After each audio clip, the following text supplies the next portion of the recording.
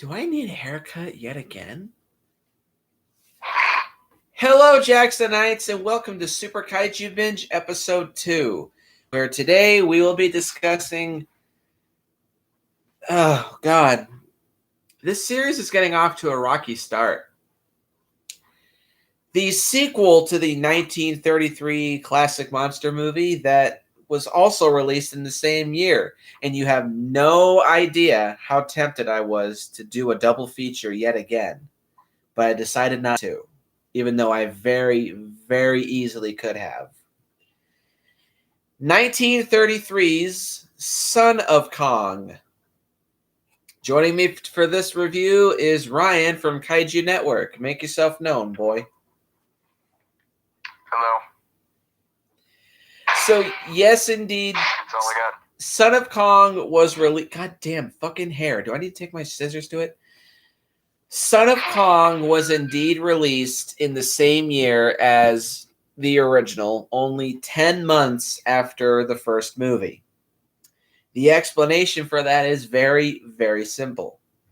So, of course, the original King Kong was a gargantuan success at the box office, especially for the early 30s. It was made on a $672,000 budget, and it grossed $5.3 million in its box office run.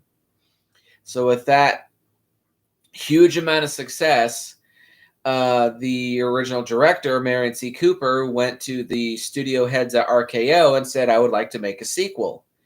And they approved it.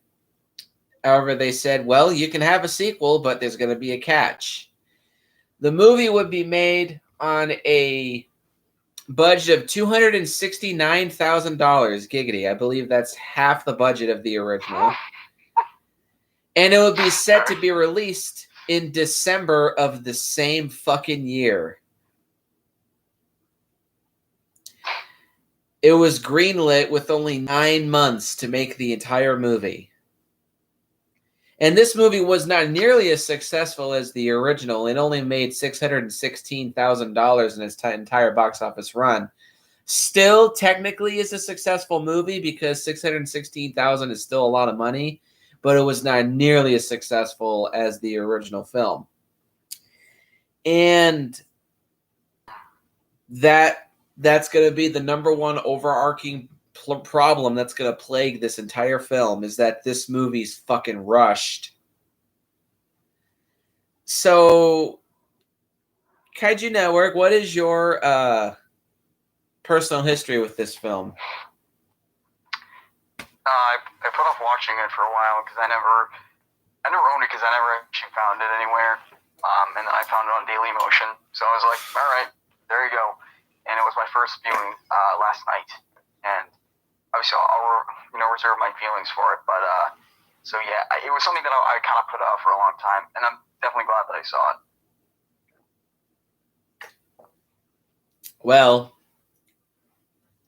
so like I said previously, James Rolfe kind of got me interested in checking this movie out. Now, again, I knew of this movie's existence, but I just didn't really think much of it. But like I said, I bought the double pack with the original King Kong and Son of Kong, and I watched both movies back to back one night after the other. And I've seen this movie only 4 times. Saw it once, then I watched it again with my stepdad, and then I watched it for my original review, and then I watched it about a week and a half ago. So I've seen this film only 4 times. And I've seen it 5 times, because I also watched it for an audio commentary on Jackie Boy's channel. But every single time I watch this movie, I'm just as equally bitterly disappointed as I was beforehand. I'm not even going to sugarcoat my opinions with this movie. Wow, is this a disappointing movie? So miserably and bitterly disappointing. So with that being said, let's jump into the plot. Yep. The story picks up about a month after the previous film and follows the further adventures of filmmaker Carl Denham, once again played by Robert Armstrong, now implicated in numerous lawsuits following the destruction in New York City by Kong. Denham leaves the city aboard the Venture with Captain Englehorn, played by the same actor from the first film as well, who knows he too will be similarly prosecuted if he stays, but their efforts to make money shipping cargo around Asia are not very successful. After arriving in the Dutch port of Dekang, Denham and Englehorn attend a show of performing monkeys in easily one of the worst segments in the whole movie, which ends with a song, Runaway Blues, sung by a young woman, Hilda Peterson, played by Helen Mack, whom Denham is immediately attracted to. That night, Mr. Peterson, Hilda's father, who runs the monkey show, stays up drinking with a Norwegian skipper, Nils Hellstrom, who had lost his ship under very questionable circumstances. The two men argue and then fight, but during the struggle, Peterson is killed and his tent burns to the ground. Distraught, Hilda releases all the monkeys from their cages, and soon after, Denham and Englehorn meet Hellstrom, who was the man who actually sold Denham the map to Kong's island. And Hellstrom convinces them that there is a treasure on the island, quote unquote. So Denham and Englehorn agree to go back to the island to find the treasure, and later Denham meets Hilda while she is trying to recapture her monkeys and tries to cheer her up. Despite her pleas for her safety, Denham refuses to take her with him when he leaves Dekang. However, shortly after the ship leaves out to sea, Hilda is found having stowed away on board, somehow covered in all types of grime and shit. Hellstrom, talks Hilda into silence, then incites a mutiny on board the Venture, but the sailors want no more captains and force him, Denham, Englehorn, Hilda, and Charlie the cook away in a lifeboat. Charlie also played by the same guy from the first film too.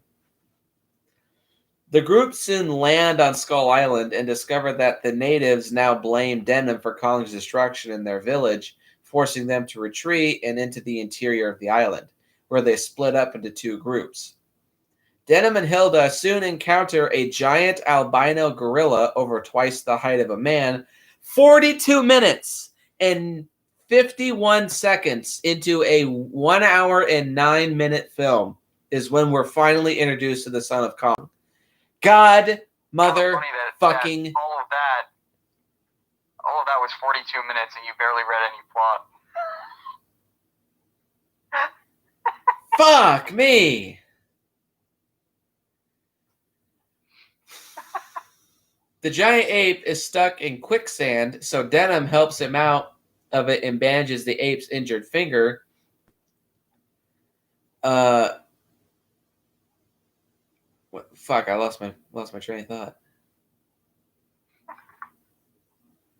Establishing a trust with the ape. Denham tells Hilda that he believes the ape is Kong's son and names him Lil Kong. Somehow along the way, he also earned the name Kiko, but I never understood that. Later, Englehorn, Charlie, and Hellstrom are attacked by a Styracosaur, which chases them into a cave. Denham and Hilda are attacked by a giant cave bear, but Lil Kong fights it and forces it away. Hellstrom had actually made up his treasure story, yeah, it's bullshit, to get a free ride away from Dekang, but with the ape's help, Denham and Hilda find a actual real treasure, a huge jewel on the head of a seemingly abandoned giant stone idol, which he takes for safekeeping. Lil Kong, Denham, and Hilda are then attacked by a Nothosaur, but Lil Kong once again fights it and kills it. A storm ensues, and Hellstrom tries to escape in a lifeboat, but is killed by a giant sea serpent. Englehorn, Hilda, and Charlie quickly retrieve and board the lifeboat. However, a violent earthquake and hurricane strikes the island. Oh, it's both a hurricane and an earthquake. Still makes it a bullshit cliffhanger, bullshit ass end of the movie earthquake ending, which I hate.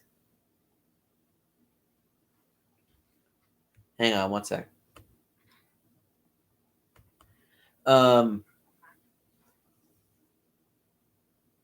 and it begins to sink into the ocean. The water soon surrounds Denim and Lil Kong atop a tall mound, and as the ape's foot gets stuck in a bullshit cracking mound, he sacrifices himself to save Denim by holding him above the water. The group in the boat reach Denim just in time as the ape's hand, with Denim's bandage still on his finger, sinks below. Kind of reminiscent of Terminator 2. The film ends with Denim and Hilda on the deck of a rescue ship contemplating the tragic fate of Kong's son and of their future together, but Denim shows Hilda the jewel he salvaged, assuring her that he'll provide financial security for all of them, thus ending this movie on a disappointing note. So how about this story? I have some pros and cons that I'll discuss with it, but in general, it's all right. I don't know. I'll expand more of my thoughts later, but I think it's a confused movie. My thoughts on this story was I really admire that they tried to make this movie flow into the original as smooth as possible given the circumstances, and it does feel like a legit logical continuation of the first film. Just the big problem is that it's so fucking truncated and short. I've seen some rushed ass movies in my day, but this has got to be the number one most rushed movie that I have ever seen in my life. And it sucks because there's just so much potential. There's so much more that they could have done with this film. But the studios at RKO were just a bunch of dumb shits and thought that their audience was way too stupid. Because the reason why this movie was so rushed is, in their words, they wanted the first movie to still be fresh in people's minds. Which, A, I think that severely underestimates the memory of your audience, but also, B, that just kind of makes me think of Warner Brothers with Justice League. But look how that turned out. Yeah, this movie's story isn't bad, but it's just rushed. And that really kills it for me. What are your pros, boy? First one I said is Carl Denham. I mean, and I'll talk about this maybe later too, but it kind of just feels like his movie, basically. Because, the whole story is about, his redemption and how all that Kong stuff, weighs on him. I think he's good in the movie. I care about him. I think he's a good character, and obviously Robert Armstrong does well. So I was invested in him, so I think he was a good part. Any thoughts on that? Well, I'll save on that when I get to my pros. Just keep going. All right. I actually put Hilda as a pro in comparison to Anne, because she actually had something to her story, and she wasn't crying and whining and screaming the whole time. So, I thought she was tolerable. Even though the actual special effects I don't have as a pro or a con, because I more or less just see them as fine. I will say the sets do look good, as it did in the last one. The island and the jungle and all that. It still looks really good, in my opinion. And I put Son of Kong as a pro. You might not, I don't know, but I think Willis O'Brien did a good job in animating personality and some really primitive kind of language where you can kind of understand he's trying to say certain, I think at the ending you can almost hear him say sorry, stuff like that. I thought it was kind of cool, and I thought it worked sort of well. That's it. I have 4 pros. That's it. All right. Wow. I'm usually more specific, but. Well, originally I had 4. I now have 5, but for me, pro number 1 is the musical score. Max Steiner did come back to do the music for this film, and while it's not nearly as big and bombastic and epic as the first film, it is still a very impressive musical score, and it does fit this movie for what it is. It's a lot lighter. It's a lot more I don't want to say subdued. I do. It's probably more. It's a little more down to earth because this movie's not as big or epic as the first film, but like the music definitely does reflect that in a good way. There's a lot more soft and quote unquote romantic type tones to this musical score, and it's fitting. Though when the movie tries to get exciting, the music also does swell and match what's going on screen very well. So in that way, it's very good. Not much to say about the score other than it's not bad. It's not as good as the first film, but for this movie's sake, it's good. Pro number 2 is Robert Armstrong. He's probably the highlight of the film, honestly, because obviously Denham is much more down to earth and he's much more humble than he was in the first film, which is a good thing. And it shows that Carl Denham made a mistake and he's paying very dearly for it. And Robert Armstrong definitely does pull off showing that Denham is very remorseful for what he did to Kong. He didn't do it out of spite, and he didn't do it to, make everybody suffer. He was just trying to make it big, but it ended up biting him in the ass. And again, Robert Armstrong conveys that very, very well. I also love a lot of Robert Armstrong's lines in this movie. Like he's a lot more witty, and he's a lot more just fun to watch. Like when Hilda asks him, "Did you ever catch a monkey?" "Did I?" "Lady, you'd be surprised." Love it. Another one I liked was right after he's kicked off the venture, and then when Hellstrom is knocked off the boat, Hellstrom swims over to the life raft, and Denham just grabs him and says, "Well, nice to see you. Under the circumstances." Love it. He's a real smartass, but he's a funny smartass in this movie. Yeah, Robert Armstrong, he's very much so debatably the highlight of the entire movie. The rest of the movie around him is so fucking rushed, but his character is not. It's perfect in every single scene that he's in. Pro number 3 is Lil Kong himself. I like that, like what Ryan just said, that Willis O'Brien tried to convey some kind of emotion or like physical body language into Kiko's performance. I'll just call him Kiko for the hell of it.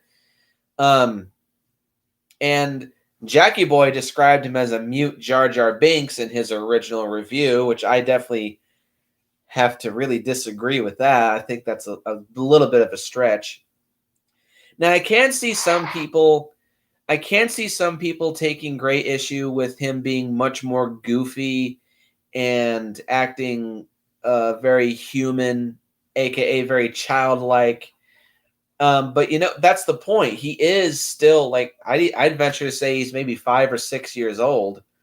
So of course he's going to be goofy and ridiculous. And this is a much lighter film than the first movie. But I think that makes this isn't a negative towards Kong in the first film, but one thing you can say is that personality-wise, there's really not much to Kong in the first movie. He's just a aggressive wild animal. It works for the film, but it doesn't make him very deep. I actually think there's a lot more to Kiko than most people give him credit for. He has a personality. He has a much more pronounced human-like behavior, and I think that makes him a little more personable and more easier to connect with than his father. And when he dies in the most utmost bullshit of ways, it really makes it sting, like it does for me every single time. But I also like that when he fights animals, he's a little different than his dad. His dad is just the juggernaut powerhouse slugger, whereas Kiko, I noticed there was a lot of elements of wrestling in his fighting style, which is I think was pretty cool. He does punch, of course, but he's much more of a grappler and a strangler than his dad was, and I think that's pretty cool. This will lead me into pro number 4 is the monster fights. There's only 2. There's Kiko versus the cave bear, and there's Kiko versus the Nothosaur, which no, fuck. Huh? I'm good. I'm good. Don't worry. I'm not really sure which one I like more. They're both pretty entertaining and dynamic. I don't know. They're just fun to watch. They're not nearly as epic as the monster fights in the first film, but still for this movie, they're entertaining for what they are. And like I said, they definitely showcase that Kiko is a much different fighter than his father is, and I think that's really cool. And the last pro that I have is pro number 5 is the special effects. They're a massive downgrade, but for what they are and what they managed to accomplish, they still are pretty decent. The Styracosaur is pretty well animated and pretty well detailed, and I think his moves a little smoother than any monster in the first film. And the cave bear looks really good. The Nothosaur is probably the most poorly animated monster we see in this film. Oh, and then there's also a rubber prop of a sea serpent at the end of the movie, which the stop motion model looks okay, but it's only on screen for maybe 10 seconds. But the rubber model that they had to chomp on Hellstrom looked a little suspect. But yeah, the Nothosaur is probably the most poorly animated. And of course, the best animated creature in this whole movie is obviously Lil Kong. I don't know if they repurposed the model that they had for Kong in the first film and then just painted it white, or if they actually did make a brand new model for Kiko in this film. But he's very well animated. I think his animation in some ways is a little smoother than it was in the first movie, though I suspect that must have been just because Willis O'Brien was a little bit more experienced with animating this type of stuff. But his animation doesn't come off as rushed at all, in my opinion. Kiko's doesn't, that is. The rest of them, maybe you can make your arguments, but definitely Kiko is the most well-animated monster in the whole movie. So the special effects, they're at very best good. They're not great like they are in the first film, but they're certainly not bad. But at the same time, they still scream rushed.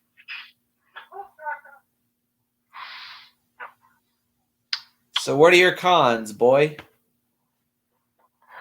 Well, I did actually want to mention I did actually forget a pro, which is why I freaked out for a minute because I was like, oh wait, why didn't I write that down? I mean, I don't think obviously the monster fights is one thing. I think the variety was kind of cool. To have like a serpent thing, pretty sure there was some triceratops looking thing, and then a bear. I think it had a little more variety in species than probably the first film did, which I thought was cool. So I'll kind of just lump that all together and say like the creature stuff was good as a fifth pro. Okay, cons. All right. So I have 4 of these. So I said the soundtrack because I didn't notice any of it. None of it stuck out to me. I mean, that is true. Sometimes it's not a bad thing, but like the only time I noticed it is when it was a reworking of the original theme. So so it was like, okay, that's kind of boring. Whereas in the first film, it plays such a big role. Here, it just kind of like sinks in, does nothing. My next one, the pace is kind of inconsistent.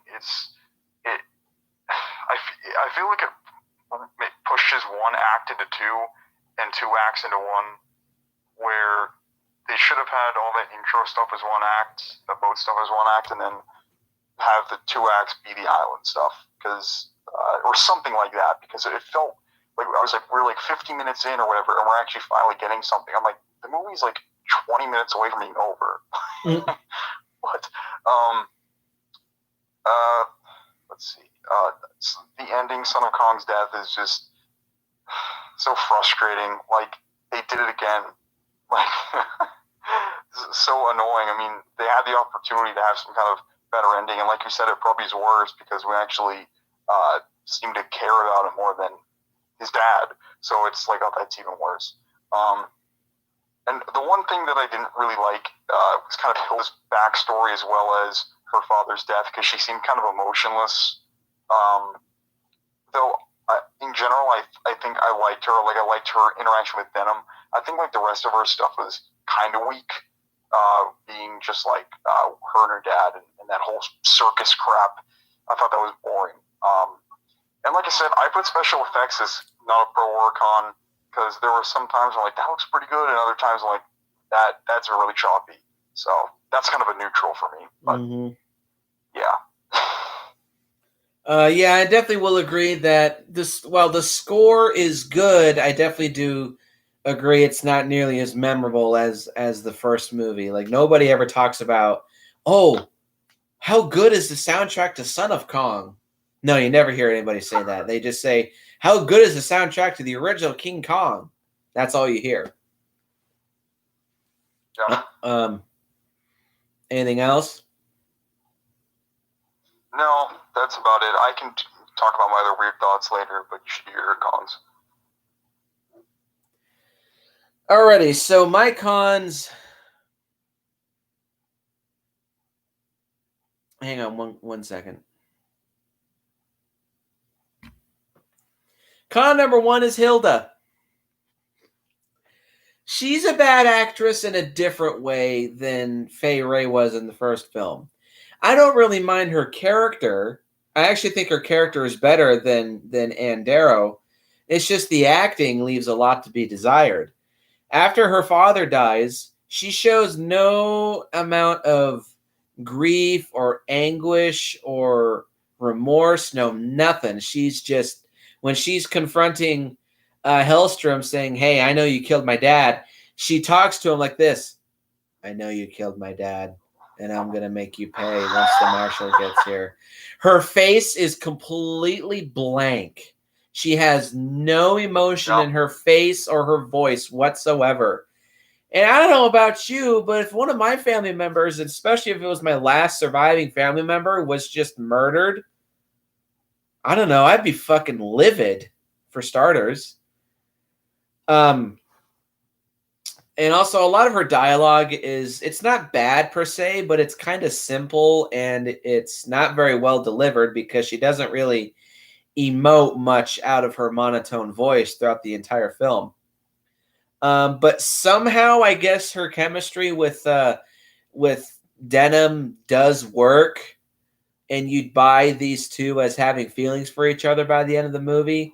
But it kind of comes off at the last minute, like everything else in this film. But yeah, Hilda's not that good of a.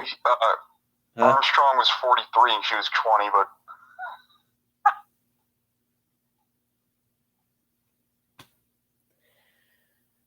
Whatever. So yeah, Hilda is not the best character. She's not nearly as bad as Ann Darrow. It's just her acting leaves a lot to be desired. Let's see. Con number 2 is this movie's not paced very well, kind of like what Ryan was saying. The movie just kind of plods and meanders in the first 2 acts, but then once they get to the island, it's simultaneously when the movie picks up, but it's also when the movie just speeds up to Mach 3 to get to the ending. Which is, again, I want to reiterate, I do kind of suspect that maybe that RKO said, yeah, go ahead and make the movie. But then about halfway through, they decided, we want this released by December of this year. You have this amount of days or weeks or months to get it done. Get it done by then or you're fired. I do kind of suspect that was what was going on with this movie because the pacing is just so bad. Well, it's not bad. It's just slow and plodding in the first 2 acts, but then it just goes warp speed at the very end. It's kind of jarring, and it once again leads to this movie being bitterly disappointing. Con number 3 is the ending. Yeah, this movie, because you do somehow manage to grow attached to Kiko's character and you buy his chemistry with Robert Armstrong and Hilda and such, that you don't really want to see him die because you buy their friendship and you buy their trust.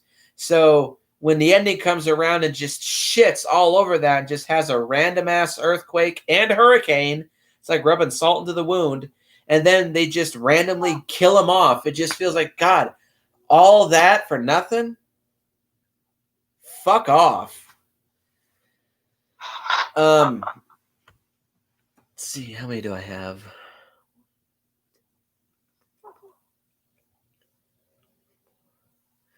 Con number 4, I'll just kind of group the next 3 problems as one after the other, kind of like with Terminator Dark Fate. It's too short, there's tons of missed potential, and goddamn is this movie rushed. An hour and 9 minutes is not nearly enough time to convey a decent movie. Not even an okay movie. There's so much potential that they could have expanded upon with this movie. They could have shown more of Skull Island. They could have shown more of the species that inhabit Skull Island, which they try with this movie. But it just feels so rushed that it all feels like it's just for nothing. There's like, oh, look, I have a giant bear, and now look, I have a nothosaur, and now look, I can destroy this island with the bullshit cliffhanger ending. There's so much potential that this movie had, and it's just squandered by its short runtime. And yeah, the movie's rushed as fuck. Every time I watch this movie, I just feel like I sat through a 40-minute short film in a 69-minute long movie. And it's so fucking frustrating whenever I watch this film. That's the biggest reason why I don't come back to this film as often as a big monster movie fan should. It's just so fucking rushed. And every time I watch it, I'm just equally as bitterly disappointed. That's all I have to say about that. Anything else you want to add? I guess I can just say the couple things that I was thinking when watching this. I had this feeling of what am I thinking of? And I think I figured it out. Where it's kind of like this movie is like Kill Bill Volume 2, has none of the action, but all of the interesting human stuff for Denim. Whereas the first one has all the action, and Denim's just kind of this dry person. And I said generally it's kind of just a confused movie. It really should just be renamed Carl Denham or something, because they want it to be an action movie, but at the same time it's more or less his movie.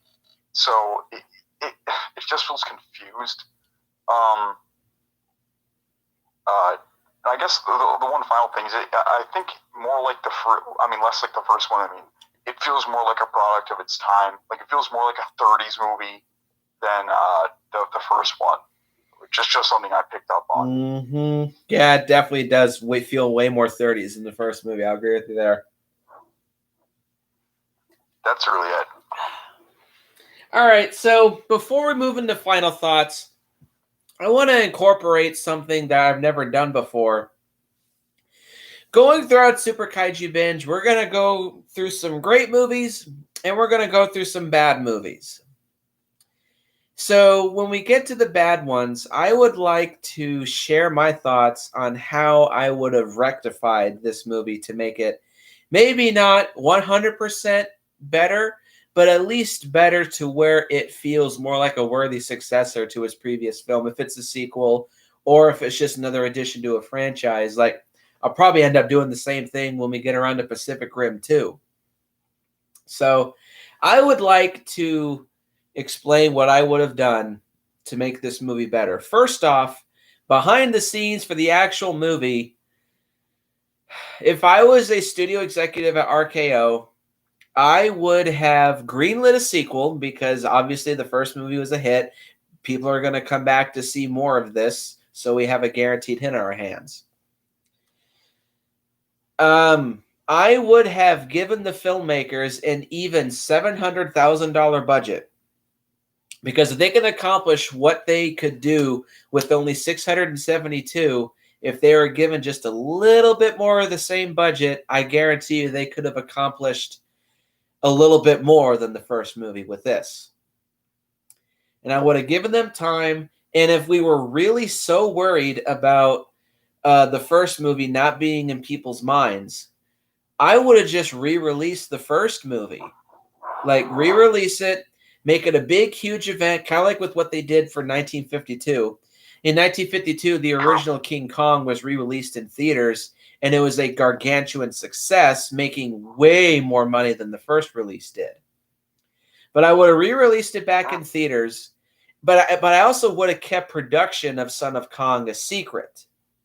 So then when the credits start rolling, I would have then surprised the audience by showing a full-on trailer for come back next week to see the Son of Kong. And then release Son of Kong, and then what would have happened right then and there. Now, what would I would have done different for the movie? I would have condensed all of the look, Carl Denham's being indicted by the grand jury, so we're just going to leave New York right then and there. I would have condensed it to maybe the first 15 to 20 minutes instead of the first 35 minutes of the movie. I would have kept the characters the same, though I would have kept the cast a little bit bigger, like bring in some new characters here and there and such. But I would have kept the main three, Englehorn, Hilda, and Denham, the same, with Hellstrom being the human bad guy. I would have brought them back to Skull Island, and I actually would have had the natives be angry at first, but I would have had them forgive, quote unquote, the crew of the Venture and just incorporate them into village life on the island so that they could just get away from civilization for a while. Now then Denham gets thrown in there. Huh? They were kind of thrown in there now that I'm thinking about that. Mm-hmm. The natives. Yep. So I would have had them stay on the island for a few months, and then Denham gets adventurous and he wants to explore more of the island because Hellstrom plants the seed of, hey, maybe there's some treasure on this island so we can go back to civilization and take care of our problems. So they venture into Skull Island, and they come across Lil Kong, and I would have had them, establish trust with him. Denham becomes kind of a surrogate father to Lil Kong, and they bring him back to the village, and he's kind of like George from Rampage. He helps out the village, he protects them from monsters, and they live amongst each other for a number of years. Then they finally come across the hidden treasure deep within the island. It's being guarded by a giant kind of sea dragon. Kiko and Denham fight and kill the sea dragon. They recover the treasure, and they leave the island, going back to New York. They pay off their debts, and I would have had Carl decide to come back with Hilda back to the island to live amongst the natives. And I would not have had the island be destroyed at the very end of the movie. I would have just had them live in peace. It's just a perfect 1-2 act story, open shut case, leave it alone. There you go. That's how I would have That's how I would have done Son of Kong. Yeah.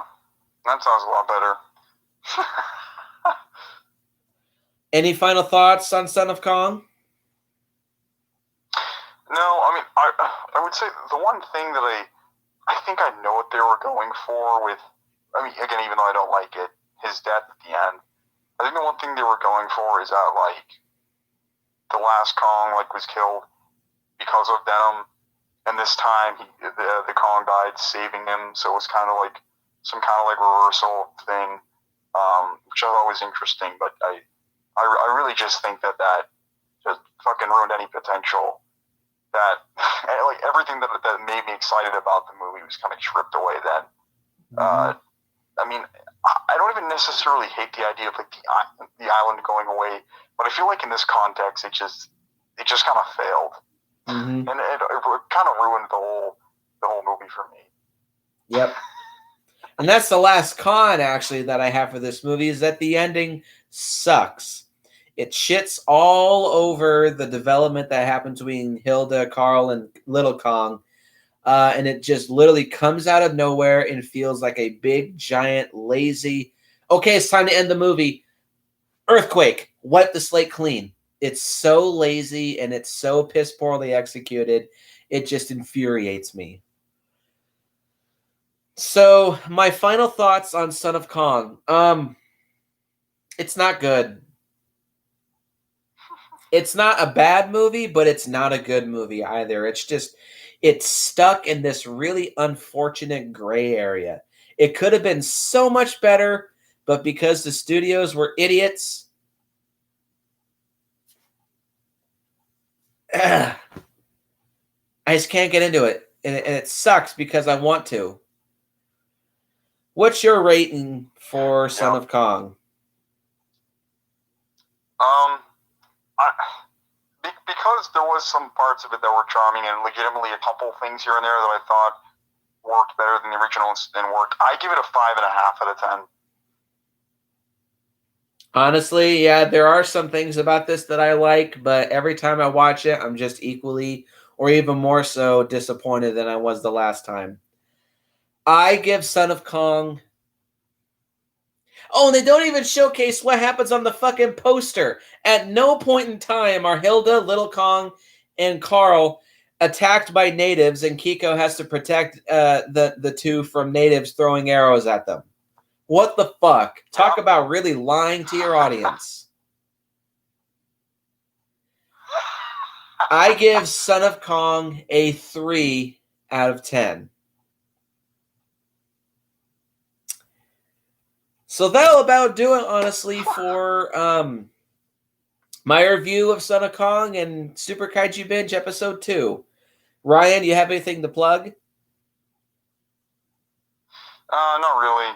A couple of things I'm working on, but it's, I don't know, it's kind of tight right now, but just look forward to something relatively soon. Well, go subscribe to Kaiju Network's channel. Now, I have a couple things to plug. One, of course, is look forward to more episodes of Super Kaiju Binge. Up next is going to be the prototypical big blockbuster of the 1950s era of atomic monster movies, The Beast from 20,000 Fathoms. Joined by Trevor, I believe. And also, I forgot to plug this both in my promo video and my previous episode. Go join the Jackson Knight Productions official Facebook fan page. Yeah, go join that. It's a group, not to kind of rip off Adam Noyes, but it's a little bit like his Geeks for Geeks group. Go join that group, and you can promote yourself. You can post videos if you have a YouTube channel, and we can have discussions on our favorite films and our favorite shows and especially our favorite monster movies. And I'll try to keep you guys updated on all future episodes and projects that we're all working on. Yeah, just go join that. And as always, go out and, again, if you go to Skull Island and you find a Lil Kong Try to capture him and put him on an island that's in no danger of being destroyed by a bullshit end of the movie earthquake. That there was no warning of. That there was absolutely zero warning and just came out of butt the fuck nowhere. And I will see you guys in the next video.